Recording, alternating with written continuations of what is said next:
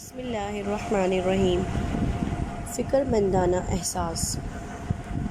ہمارے پڑھے لکھے طبقے میں یہ احساس شدت اختیار کر رہا ہے کہ بچوں کی تربیت میں کسی قسم کی غفلت نہ برتی جائے، لہٰذا والدین ایسے بک اسٹال کا رخ کرنے لگے ہیں جہاں بچوں کی پرورش، ان کی دیکھ بھال، ان کی ذہنی اپروچ کے بارے میں زیادہ سے زیادہ کتابیں دستیاب ہوں۔ مثلاً بچوں سے محبت، ان کو سمجھنا، ان کا تحفظ، والدین صبر اور استقامت کے ساتھ کیا روش اختیار کریں وغیرہ وغیرہ۔ بچوں میں پیدا ہونے والی خرابی کا تحمل اور صبر سے جائزہ لیں۔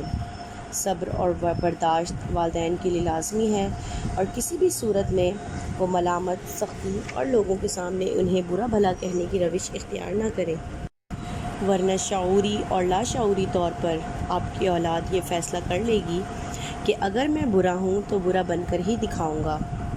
یہ بڑی خطرناک سوچ ہوتی ہے اور نفسیاتی نقطۂ نگاہ سے بچوں کے لیے زہر قاتل۔ ایک کامیاب سپہ سالار اور ایک کامیاب رہزن کی صلاحیتوں میں کوئی فرق نہیں ہوتا۔ یہ عین ممکن ہے کہ کسی وقت آپ کا فکر مندانہ احساس آپ کے لیے حوصلہ شکنی کا سبب بن جائے۔ یہ ایک عمومی سا احساس ہوتا ہے اور اس کی وجہ یہ ہے کہ آپ اپنے بچوں سے بے حد محبت کرتے ہیں۔ ماں کا فکر مندانہ احساس اصل میں بچے کی پرورش سے لے کے چند برسوں تک برقرار رہتا ہے۔ کبھی کبھی ایسی صورت بھی پیدا ہو جاتی ہے کہ صبر کا دامن ہاتھ سے چھوٹ جاتا ہے، لیکن آپ گھبرائیں نہیں۔ ماں باپ، خاص طور پر ماں، بچوں کے لیے مرکز نگاہ ہوتی ہے اور یہ سلسلہ کم از کم 3 سال تک جاری رہتا ہے۔ لیکن 3 سال کی عمر تک پہنچتے ہوئے بچوں کو یہ احساس ہو جاتا ہے کہ اس کی قسمت میں مرد بن جانا ہے۔ یہ وقت ہوتا ہے جب ماں کے فکر مندانہ احساس میں بے اندازہ کمی ہو جاتی ہے اور بچوں کے لیے یہ وہ وقت ہوتا ہے جب وہ یہ محسوس کرنے لگتا ہے کہ اس کے باپ کا رویہ اس کی ماں کے ساتھ کیسا ہے۔ یہ تمام باتیں اس کے ذہن میں نقش ہوتی چلی جاتی ہیں۔ باپ کا مشاہدہ کرتے ہوئے وہ اپنے آہن میں مردوں سے متعلق بہت سی باتیں اپنے ذہن میں محفوظ کر لیتا ہے۔ لڑکی بھی اپنے باپ کا مشاہدہ کرتی ہے، لیکن اس کا زاویہ نگاہ مختلف ہوتا ہے۔ اس عمر میں بھی والدین کا اور خاص طور پر ماں کا فکر مندانہ احساس برقرار رہتا ہے، مگر اس فکر مندانہ احساس کی نوعیت مختلف ہوتی ہے اور اب ماں کا رجحان اور فکر مندانہ احساس بیٹی کے بارے میں کچھ زیادہ ہی بڑھ جاتا ہے اور بیٹے کے سلسلے میں باپ کچھ زیادہ ہی فکر مند ہو جاتا ہے۔ اب باپ اس کے مستقبل کے بارے میں سوچنے لگتا ہے۔ اس کے ساتھ ساتھ باپ کو بیٹے کے رجحان کے بارے میں بھی خیال رکھنے کی ضرورت ہے اور اس بارے میں وہ اپنی رائے کو فوقیت نہ دے۔ فرض کیا کہ اگر بیٹے کا رجحان اپنے کیریئر کے سلسلے میں میڈیکل کی جانب ہے تو باپ کامرس کی تعلیم کے حصول کے لیے اس پر دباؤ نہ ڈالے۔ یہ مشاہدہ اس وقت ضروری ہے جب بچے بڑھ رہے ہوں کہ ان میں کیا رجحانات پائے جاتے ہیں اور اسے دیکھ کر ہی اس کے مستقبل کا فیصلہ کرنا دانش مندی ہے۔ نہیں تو بچے پر زبردستی روایتی تعلیم یا بھیڑ چال تھوپنے پر وہ ٹھیک طرح سے اس سانچے میں نہیں ڈھل پائے گا اور ساری زندگی ہی اپنے مستقبل کی وجہ سے الجھن کا شکار رہے گا۔ اس کے لیے والدین کی بچوں سے دوستانہ ماحول بھی انتہائی ضروری امر ہے، کیونکہ اگر بچے دوست ہوں گے تبھی وہ اپنے والدین سے اپنی تمام باتیں شیئر کر سکیں گے۔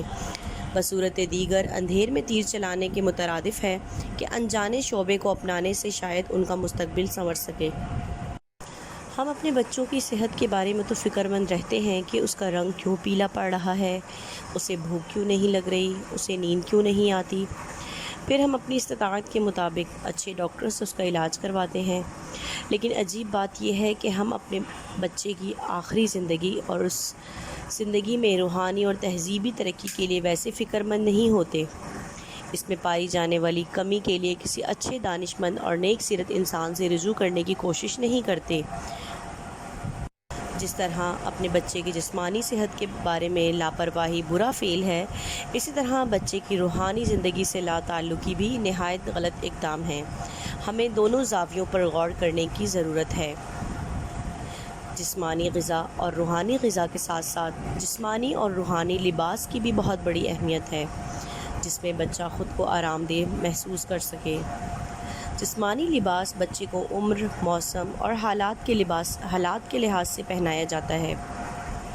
جس طرح چند دن کے بچے کو چند سال کے بچے کی خوراک اور چند سال کے بچے کو ایک جوان بچے کی خوراک دینا مناسب نہیں، اسی طرح چند دن کے بچے کا لباس چند سال کے بچے کو اور کسی جوان کو چند سال کے بچے کا لباس زیب تن نہیں دیتا، اور نہ ہی عقل اسے قبول کرتی ہے۔ اسی طرح روحانی یعنی تقوی کا لباس بھی عمر، موسم، حالات اور ذہنی استعداد کے مطابق ساتھ ساتھ تیار کرتے رہنا ضروری ہے۔ بطور مسلمان بچوں کا حوالے سے دینی اور دنیاوی دونوں تقاضے پورے کرنے کی ضرورت ہے۔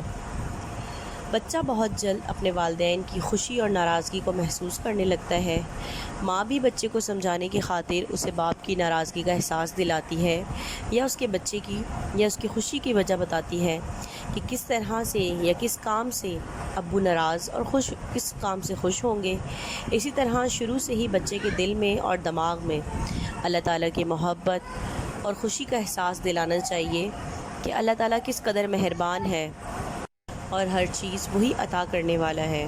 اگر یہ مشق بچپن سے ہی کروائی جائے تو یقیناً روحانی طور پر بچہ اندر ہی اندر سے مضبوط ہوگا اور کسی کٹھن مرحلے کا ڈٹ کر مقابلہ کرنے کی صلاحیت رکھتا ہوگا۔ بچے کو یہ احساس دلایا جائے کہ وہ محبت کرنے والی ہستی اللہ تعالیٰ اگر ناراض ہو جائے تو پھر سب ناراض ہو سکتے ہیں، کیونکہ اللہ تعالیٰ ہی سب کے دلوں میں یہ خیال ڈالتا ہے کہ بچے سے محبت کی جائے، پیار کیا جائے اور اسے اچھی اچھی چیزیں لا کر دی جائیں۔ بچے کے دل میں یہ یقین بٹھا دیا جائے کہ اگر اللہ تعالیٰ کوئی چیز دینا چاہے تو وہ مل سکتی ہے۔